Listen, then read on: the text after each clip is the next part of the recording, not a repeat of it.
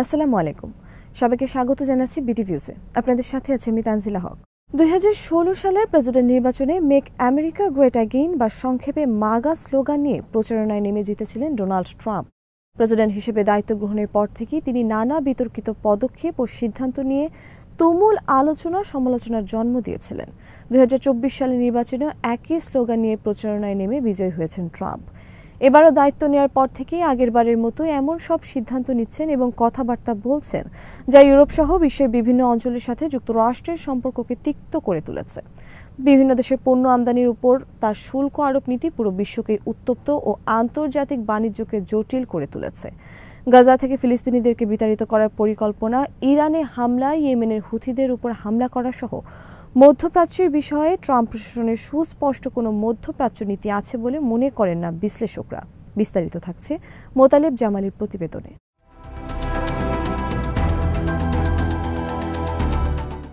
Iran ও ইসরায়েলের মধ্যে 12 দিনের যুদ্ধে অনাহূতভাবে যুক্তরাষ্ট্রকে জড়িয়ে ফেলে ইরানের 3টি পরমাণু কেন্দ্রে বাংকার বিধ্বংসী শক্তিশালী বোমা হামলা চালান, যা ছিল অত্যন্ত ঝুঁকিপূর্ণ একটি পদক্ষেপ। এই হামলার মাধ্যমে ট্রাম্প আগের সব মার্কিন প্রেসিডেন্টের ইরানের সাথে সামরিক সংঘাতে না জড়ানোর নীতিকে লঙ্ঘন করেছেন। এই হামলা মধ্যপ্রাচ্য বিষয়ে যুক্তরাষ্ট্রের দীর্ঘদিনের অনুসৃত নীতির পরিপন্থী। ইরানও অবশ্য কাতারে মার্কিন সামরিক ঘাঁটিতে পাল্টা হামলা করে দ্রুতই জবাব দিয়েছে, যা এর আগে কখনো ঘটেনি। ট্রাম্প তার এসব বিতর্কিত কর্মকাণ্ডের মাধ্যমে আমেরিকাকে কতটুকু গ্রেট করেছেন তা নিয়ে খোদ যুক্তরাষ্ট্রেই প্রশ্ন উঠতে শুরু করেছে।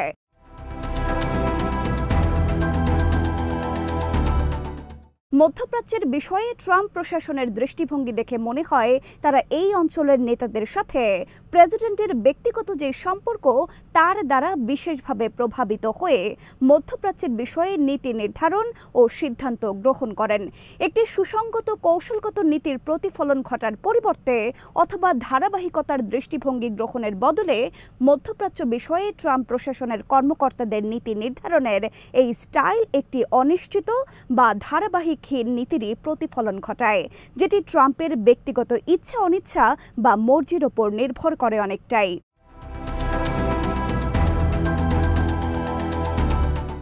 মধ্যপ্রাচ্যের বিষয়ে যুক্তরাষ্ট্রের বর্তমান যে নীতি অনুসরণ করা হচ্ছে তা অনেকটাই বিচ্ছিন্ন উদ্যোগের সমষ্টির বৈশিষ্ট্য ও লেনদেনের সম্পর্কের নীতিরই প্রতিফলন ঘটায়।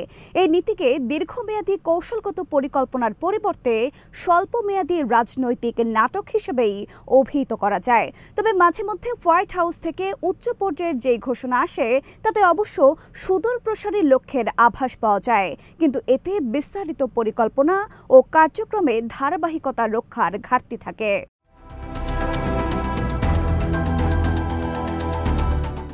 মধ্যপ্রাচ্যের বিষয়ে ব্যাপক ভিত্তিক কোনো কৌশল গ্রহণের পরিবর্তে ট্রাম্প প্রশাসনের আঞ্চলিক নীতিতে নাটকীয়তা, প্রতীকী বিজয় ও ব্যক্তিগত উত্তরাধিকারের পরিচয় বেশি ফুটে ওঠে, যেগুলোতে কূটনীতির পরিবর্তে রাজনৈতিক বার্তা বেশি থাকে।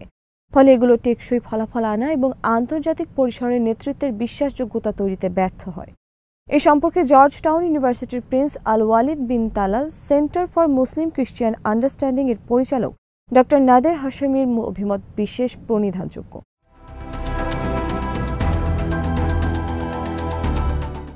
ডক্টর নাদের হাশেমের মতে মধ্যপ্রাচ্যের বিষয়ে হোয়াইট হাউসের দৃষ্টিভঙ্গি মূলত ট্রাম্পের খেয়ালি মনোভাব ও ব্যক্তিগত ইগোর উপর নির্ভরশীল, যা শেষ মুহূর্তে 180 ডিগ্রি ঘুরে যেতে পারে।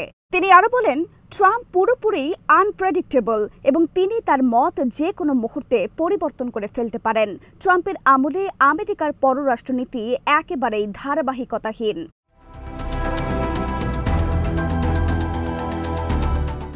জর্জ ওয়াশিংটন ইউনিভার্সিটির মধ্যপ্রাচ্যের রাজনীতি বিভাগের সহকারী অধ্যাপক ডক্টর সিনা আজদি বলেন, মধ্যপ্রাচ্যের বিষয়ে ট্রাম্পের সার্বিক কোনো কৌশল বা কৌশলগত দৃষ্টিভঙ্গি আছে বলে মনে হয় না, বরং তিনি তার নিজের উত্তরাধিকার নিশ্চিত করা নিয়ে বেশি উদ্বিগ্ন। ইসরায়েলের প্রতি তার নিরঙ্কুশ সমর্থন এবং তিনি মনে করেন ইরান ইস্যুর সমাধান করার একমাত্র যোগ্য ব্যক্তি তিনি। ডক্টর সিনা আজদি আরও বলেন, আমি মনে করি তিনি আব্রাহাম চুক্তি আরও সম্প্রসারণ করতে চান, কিন্তু এই ব্যাপারে তার দূরদৃষ্টির ঘাটতি আছে।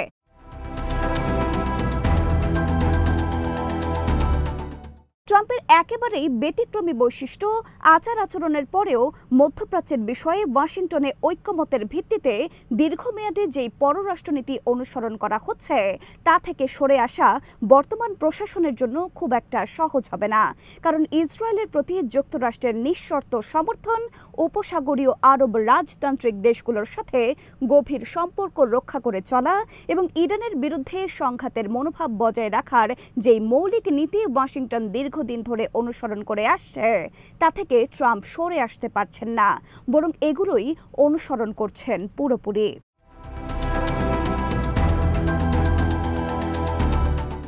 ওয়াশিংটন ডিসির আরব সেন্টারের নন রেজিডেন্ট ফেলো ডক্টর আসাল রাদ মনে করেন, পূর্বসূরিদের অনুসৃত মধ্যপ্রাচ্য নীতি থেকে সরে আসা বা এতে কোনো পরিবর্তন আনার বদলে ট্রাম্প প্রশাসন এই নীতির ধারাবাহিকতা রক্ষা করাকেই আরও বেশি গুরুত্ব দিচ্ছে বলে প্রতীয়মান হচ্ছে।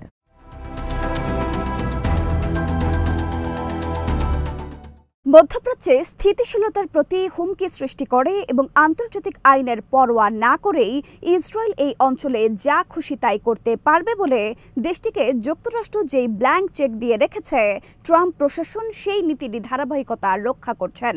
গাজায় অস্ত্রবিরতি নিয়ে আলোচনার নামে সময় ক্ষেপণ করে বাইডেন প্রশাসন ইসরায়েলকে গণহত্যা অব্যাহত রাখা ও লেবাননে আগ্রাসন চালানোর প্রতি সমর্থন দিয়েছিল।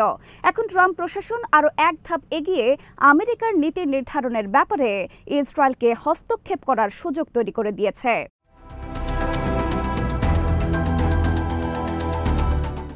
পূর্বসূরিদের থেকে ট্রাম্পের প্রশাসনের সবচেয়ে বড় পার্থক্য হচ্ছে তিনি ইরানের বিরুদ্ধে নজিরবিহীনভাবে সরাসরি সামরিক শক্তি প্রয়োগের নীতি বেছে নিয়েছেন। তার আগে কোনো আমেরিকান প্রেসিডেন্টই ইরানের পরমাণু স্থাপনায় এভাবে হামলা চালানোর মতো বিপজ্জনক পথ অনুসরণ করেননি।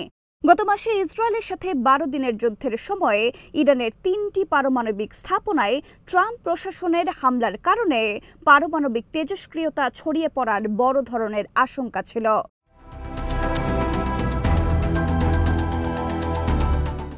এই হামলা ছিল অত্যন্ত ঝুঁকিপূর্ণ একটি পদক্ষেপ, যা সমগ্র অঞ্চলকে মারাত্মকভাবে পরিবেশগত বিপর্যয়ের মধ্যে ফেলে দিতে পারত। তবে ইরানের ব্যাপারে ট্রাম্পের এই নীতি যে তার পূর্বসূরিদের থেকে একেবারেই আলাদা তা কিন্তু নয়। তার আগে বাইডেন, এমনকি বারাক ওবামার সময়ও ইরানের পরমাণু কর্মসূচিকে কেন্দ্র করে দেশটির বিরুদ্ধে শক্তি প্রয়োগের হুমকি দেওয়া হয়েছে যুক্তরাষ্ট্রের পক্ষ থেকে।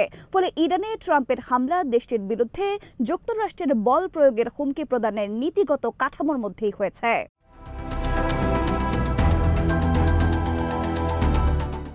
ট্রাম্পের আগের সব প্রেসিডেন্টের আমলে ইরানকে হুমকি দিয়ে বলা হয়েছে যে তাদের বিরুদ্ধে কূটনীতির পাশাপাশি সব ধরনের পদক্ষেপ নেওয়ার বিষয়টি ওয়াশিংটনের বিবেচনায় রয়েছে।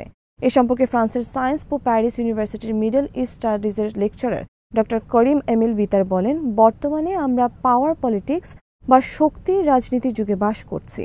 ইরানে হামলা তারই উদাহরণ। এতে সাবেক মার্কিন প্রেসিডেন্ট অ্যান্ড্রু জ্যাকসনের আমেরিকাকে ব্যতিক্রমী বা অনন্য করে তোলার নীতিরও প্রতিফলন ঘটেছে, যেটাকে জ্যাকসনিয়ান ট্রেডিশনও বলা হয়ে থাকে।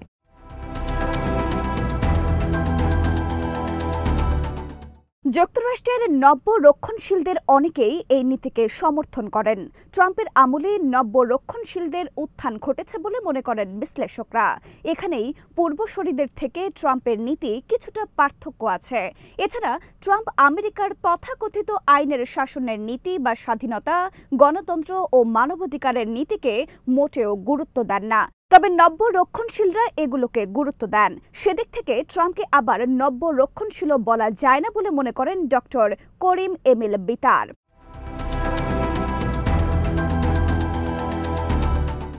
গাজাসহ মধ্যপ্রাচ্যের ব্যাপারে ট্রাম্প প্রশাসনের সুস্পষ্ট কোনো পরিকল্পনা ও কূটনৈতিক উদ্যোগ দেখা যাচ্ছে না।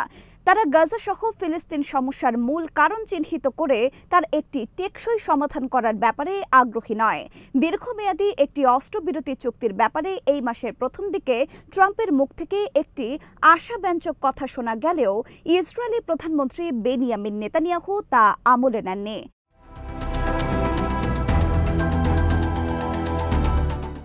এ সম্পর্কে জর্জ টাউন ইউনিভার্সিটির Prince Al Waleed bin Talal Center for Muslim Christian Understanding এর পরিচালক ডক্টর নাদের হাশেমি বলেন, স্থায়ী একটি অস্ত্রবিরতি চুক্তি নিয়ে কথা বলার পরিবর্তে ট্রাম্প ও নেতানিয়াহুর মুখ থেকে আমরা ফিলিস্তিনিদেরকে গাজা থেকে কিভাবে বিতাড়িত করা যায় তার পরিকল্পনা বাস্তবায়ন নিয়েই বেশি কথা শুনেছে।